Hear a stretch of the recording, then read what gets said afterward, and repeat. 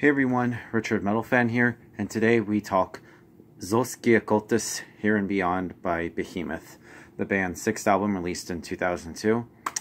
And let's just dive right into this. What we have right here is a fantastic slab of like blackened death metal, and brutal is Behemoth's soul-crushing, all-devouring way with the sort of like the usual Egyptian like guitars. There's some sort of like very crushing drum work. And it's all here with maybe like sort of like a few minor flaws here and there, but altogether it's an album that would showcase and be fantastic with sort of like if you want to introduce somebody to Behemoth. But the black metal, death metal fusion genre itself showcases quite a fusion of sort of like the death metal brutality and sort of like the atmosphere of like the typical old school black metal. And this is definitely not a boring album. You never get the same thing within like two different songs. Unlike most death metal, you can definitely distinguish where one song stops and another one begins. You can easily tell it apart right here. And the production is just very beefy, crunchy sounding thing.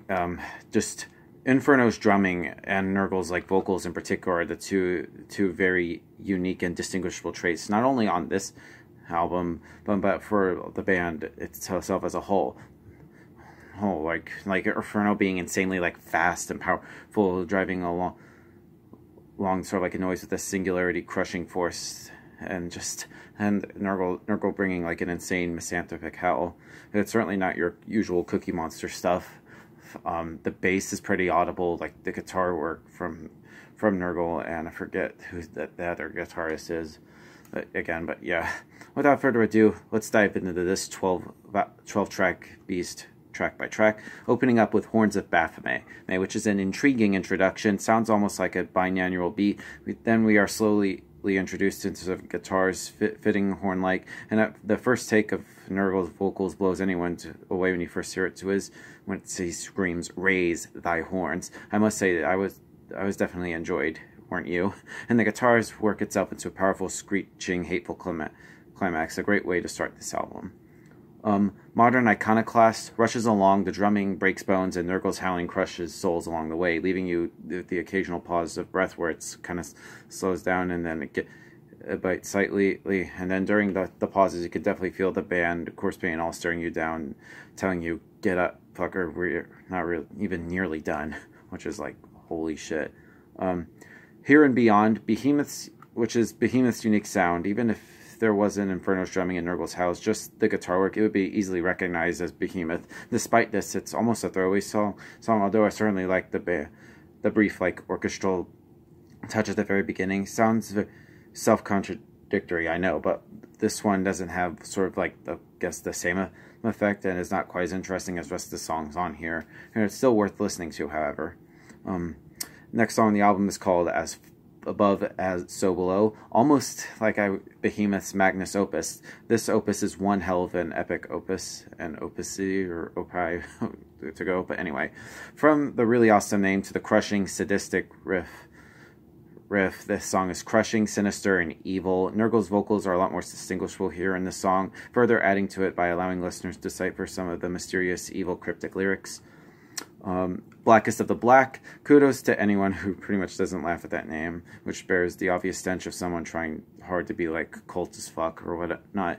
However, though may not live completely to its name, this one is a hell of a thundering number. The double bass is both extremely fast and perfectly executed, true for the whole album, but this is exceptionally noticeable in this song for Behemoth, our Blackest of the Black.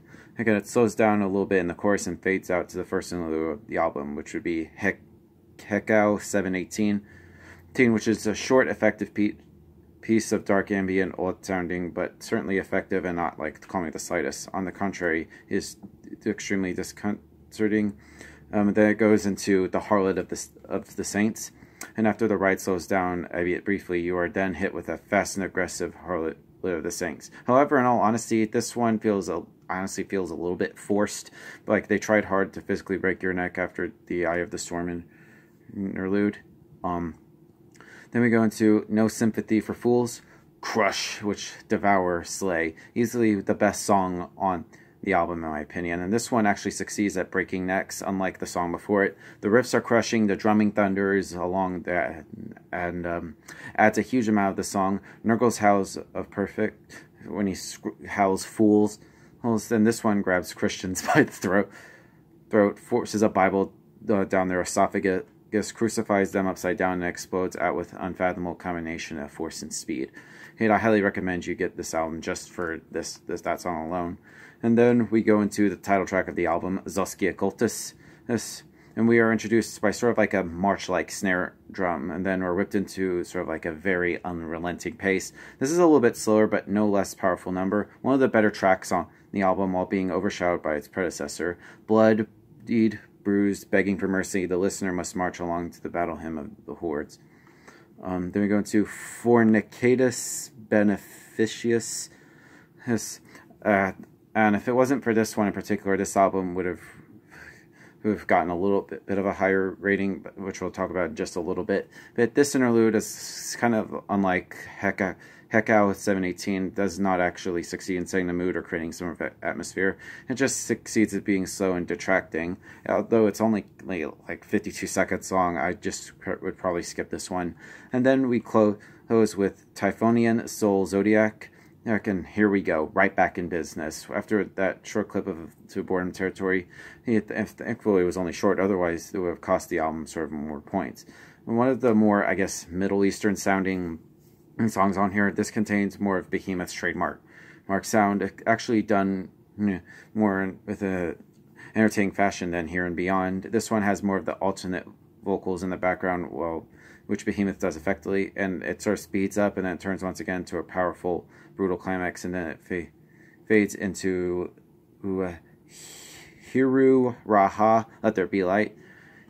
Man, despite titles like Blackest of the Black and Dragon's Lair, Behemoth can make some really awesome song titles.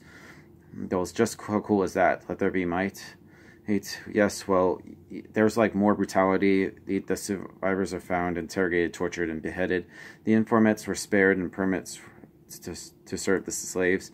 And this one gallops fast, which has like odd yet entertaining rhythms. Then before you know it, the album's finished with a final screech from Nurgle, and that's it. Now overall, Zoskia Cultus, Here and Beyond by Behemoth is just wow. What can I say? Hey, if I were to give this album a score, I'm going to give Zoskia Cultus by Behemoth a solid 9 out of 10. So yep, that's my review of the album, guys. Let me know in the comments what you guys think about it. See you all in the next video. Keep it metal.